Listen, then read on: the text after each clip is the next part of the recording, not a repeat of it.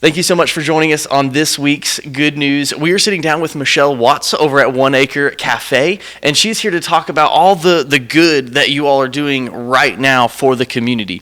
So, Michelle, can you tell us a little bit about what One Acre Cafe is? And maybe if someone's listening right now or watching this, they've never heard of One Acre Cafe. Can you tell us a little bit about it? Sure. So, One Acre Cafe is a 501c3 nonprofit. We're a community cafe. We started back in about 2013 is when we opened. And the premise is that folks can pay for their meal if they can afford it. If they can't, they can volunteer in exchange for their meal. They can pay less. They can pay more to pay it forward. But the main thing is that we want everybody to eat with dignity. We want everybody to have the same chance to eat a great meal no matter how much money they have. Yeah, wow, that's amazing. Yeah. So you're I believe you're in Johnson City right now, correct? Yes. And so you're there to, if someone's hungry, they can eat, they can pay for it. If they can't pay for it, they can just work for it. Exactly. And so you just want to make sure that everyone in our community is fed. Exactly. That's right. That's awesome. And fed with dignity. Yeah, that's amazing. So how long has One Acre Cafe been around and been doing this? Well, we started the process of opening One Acre in the beginning of 2012, and then we opened the doors we served our first meals for Thanksgiving 2013. Oh, wow. Okay. So going on 8 years now. Yes. This is going to be the 8th year? Yeah. Wow, that's amazing. It is amazing. And you're one of the founders Yes. of One Acre Cafe. Mm-hmm. Why did you want to do this, and how did you come up with that idea?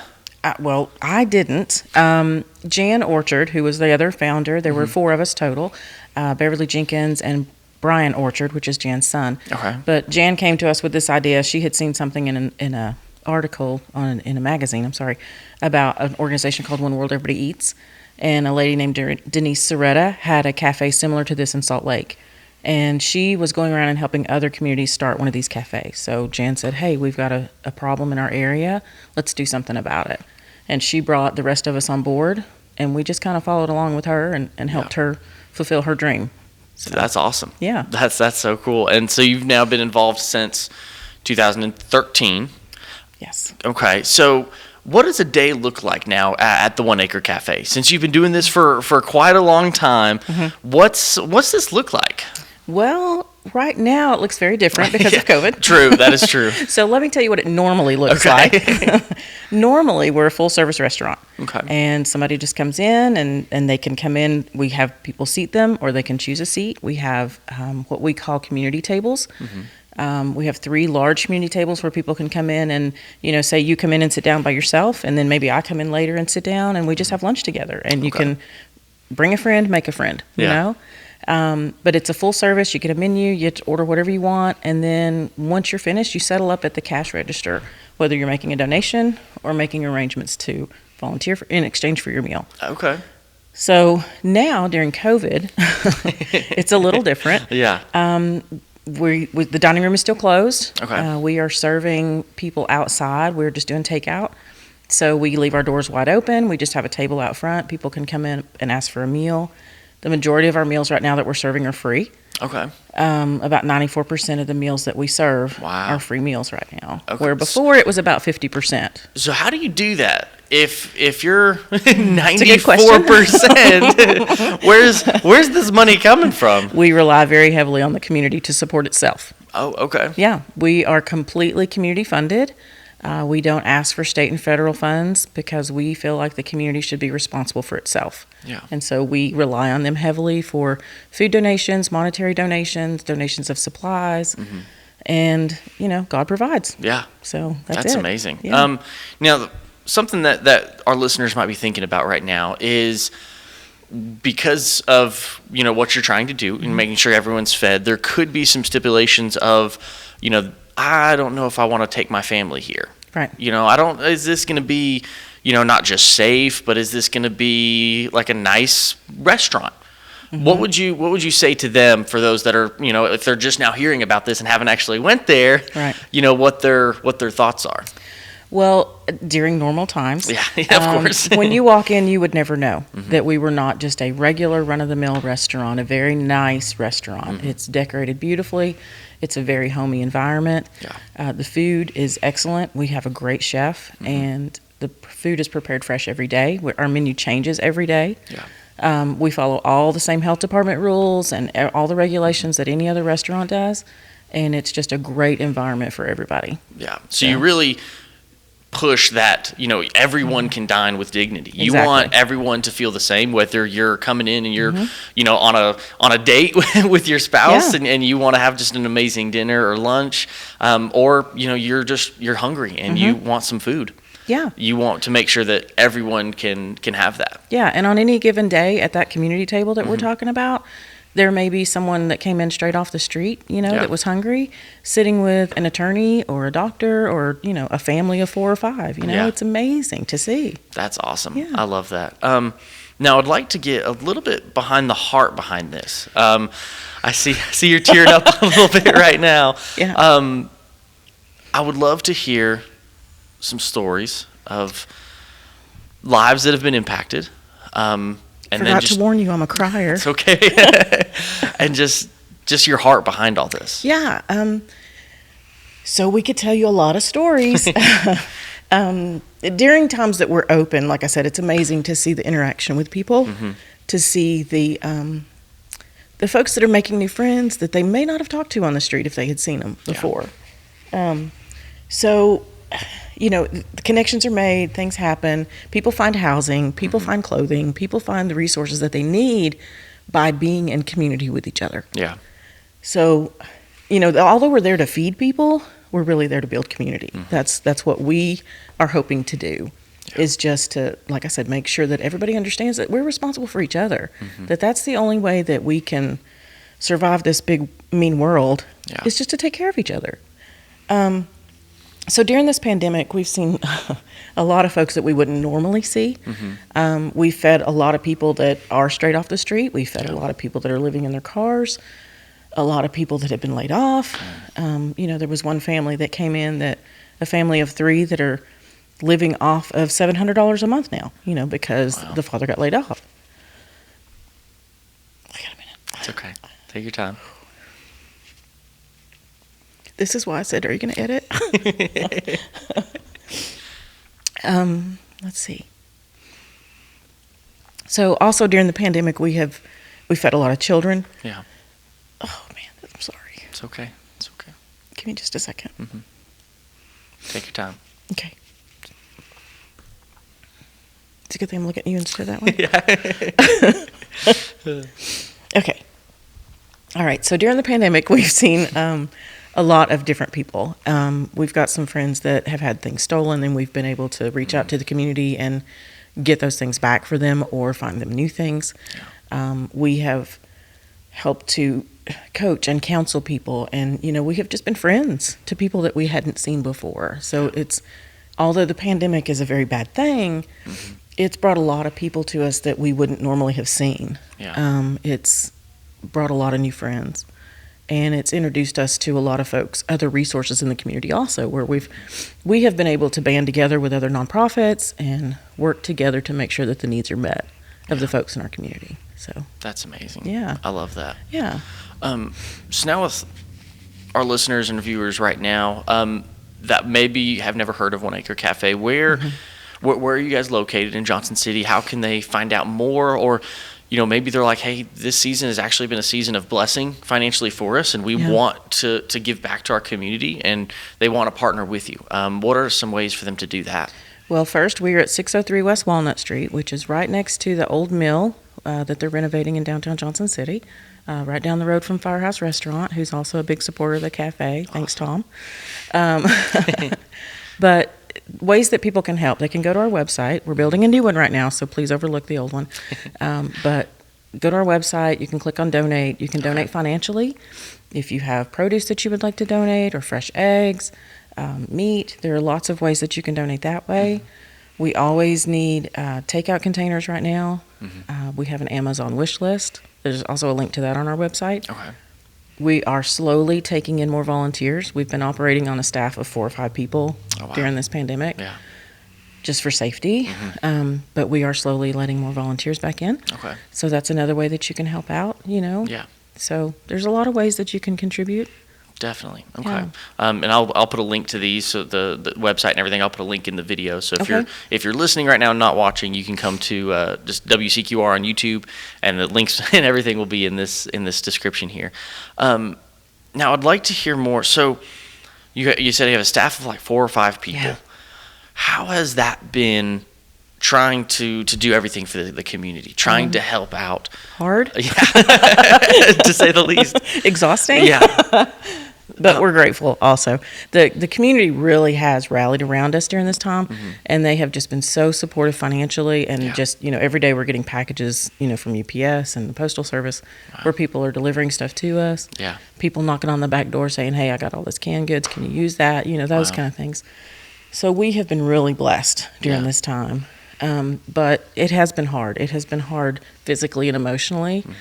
But, like I said, God provides, and He brings in what we need when we need it. And it's just been amazing. Even though it's been that hard, it's been amazing too. So, Yeah. Yeah. That's awesome. God definitely shows up in big ways. He sure does. I think it's amazing how that you're not just trying to help with food. Yeah. But you're also trying to build community. You're trying to build relationships, which, during this pandemic, relationships have struggled. It's Community hard. has struggled because with the regulations, we have a plexiglass shield in between us right now, just to try to be extra safe. So with those precautions and everything, it's made it difficult to have build and have relationships and community with others. So I think it's incredible that you're not just content with, trying to help with food, which is amazing. If you just did that, that would be incredible in itself. Right. But trying to continue to build relationships, trying to help any way you can, really just shows me you trying to be the hands and feet of God. Right. You're not just like, hey, I'm just going to be the hands. I'm just going to help, giving food and making sure that everyone's fed, but I'm also going to be the feet.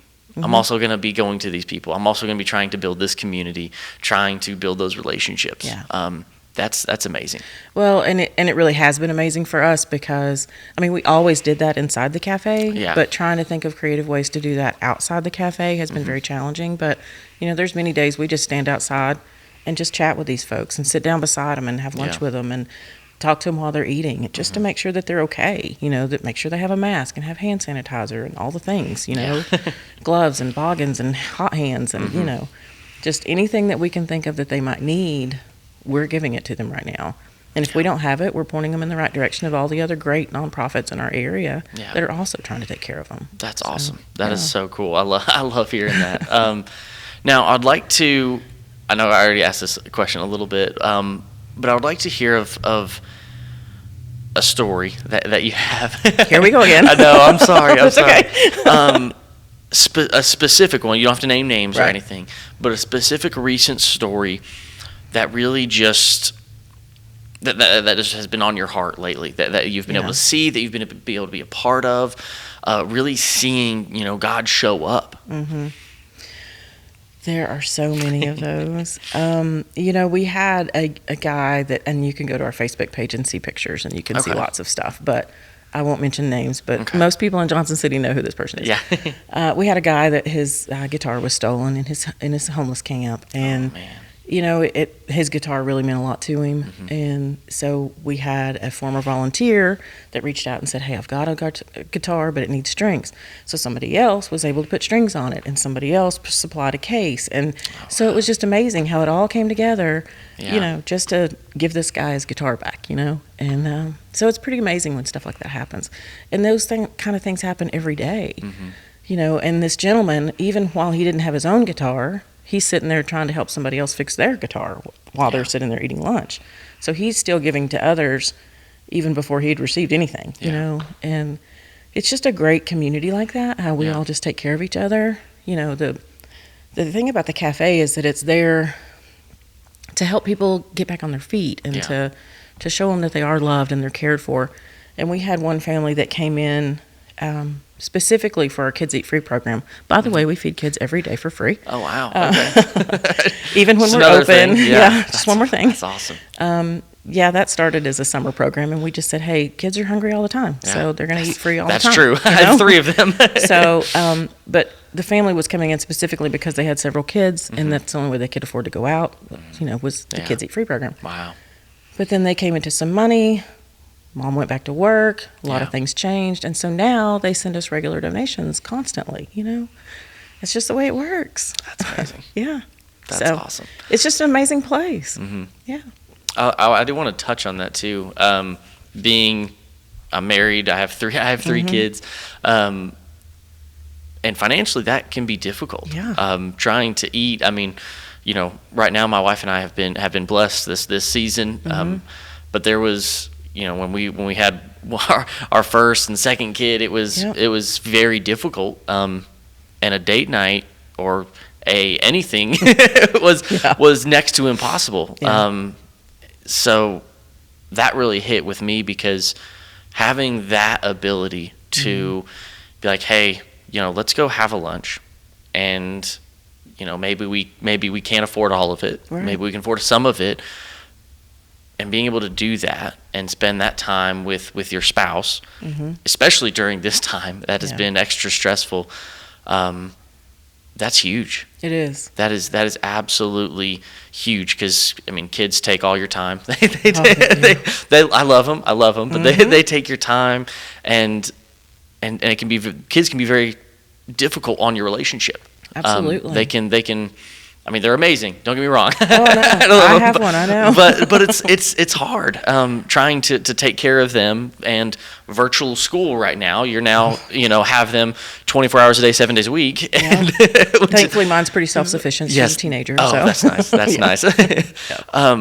But being able to, I'm just blown away by that. I didn't think about that until you just mentioned it, but being able to have just a lunch with your spouse and not have to worry about it is amazing. And it's really good food. Yeah. Really.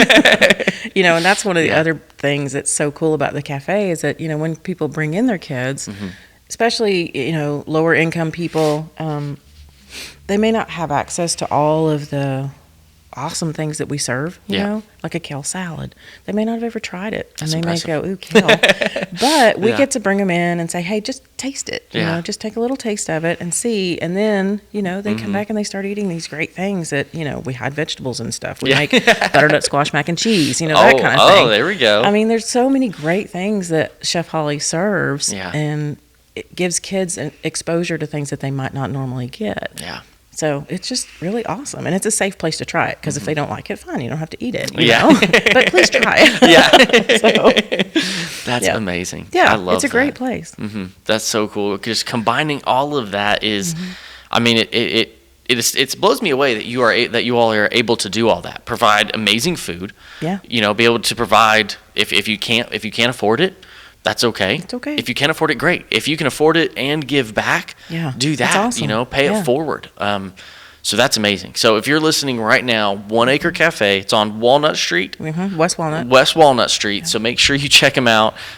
Get some amazing food. And if you've been blessed this season, think about paying it forward. Help a family out, and partner with you because that's amazing. Yeah. Now I'd like to give you just another moment here before we kind of wrap up, to give you a chance to share your heart. Is if there's something that God has kind of put on your heart this season, something that He's taught you, something that He's challenged you with. I just want to give you that chance to tell our listeners that. Well, I think especially right now during this pandemic, we have had to learn to stretch ourselves, to grow in so many ways that are just unbelievable, and to just have faith that it's all going to work out. We have said from the beginning with this cafe that it's God's cafe. Yeah. Oh, man. And that it's going to survive or not. That's up to Him. Sorry. It's okay. Because it's His. He's going to do what He wants to with it. So if He wants it to be there, then He's going to provide the resources that we need. Yeah. And He has. And so that's what I've learned the most. I've always had faith, but this year has just been amazing. Yeah. So that's awesome. Sorry, guys. No, that's okay. Thank you so much for Yeah. sharing it. Thank you Yeah. for sharing everything that you're doing. And I hope that someone listening right now has been touched by your story, and will really want to partner with you. Thank you. Because that's what you all are doing is incredible. Yeah. Especially in this season with how difficult this has been for so Yeah. many. And I brought this little piece of paper that has numbers on it. Okay. And I just want to say, Yeah. in 2019, we served 18,500 meals, basically. That's in 2019. Wow. In 2020, oh, wow, we served, hang on. Oh, you're making me now. Okay, let's try this again. We can do it. In 2019, we served 18,500 meals. And in 2020, we served 29,000. Wow. And 94% of those were free. So, and that's God. Yeah. That's all God. Wow. That's Yeah. Sorry. That's okay. You got me crying over here too. Yeah. This is why I usually let somebody else do Yeah. this interview. No, this was great. Thank you. Yeah. Wow. You said 29,000? 29,152, and 94% of those were free. 29,000. So that's God, is what that is. yeah. Wow. Yeah. And to break it down too, that's not just 29,000 meals, but that's 29,000 people. Yeah. That's It's 29,000 lives. It's 29,000 bellies full. It's 29,000 lives changed. It's just amazing is what it is. Yeah. Thank you. Thank you for what you've done, what your team is doing and continuing to do, and I can't wait to see kind of what you all are doing. Like, Thank you. I think that's amazing. Thanks. Yeah, thank you for joining us today. Absolutely. Thank you for having us. Mm-hmm.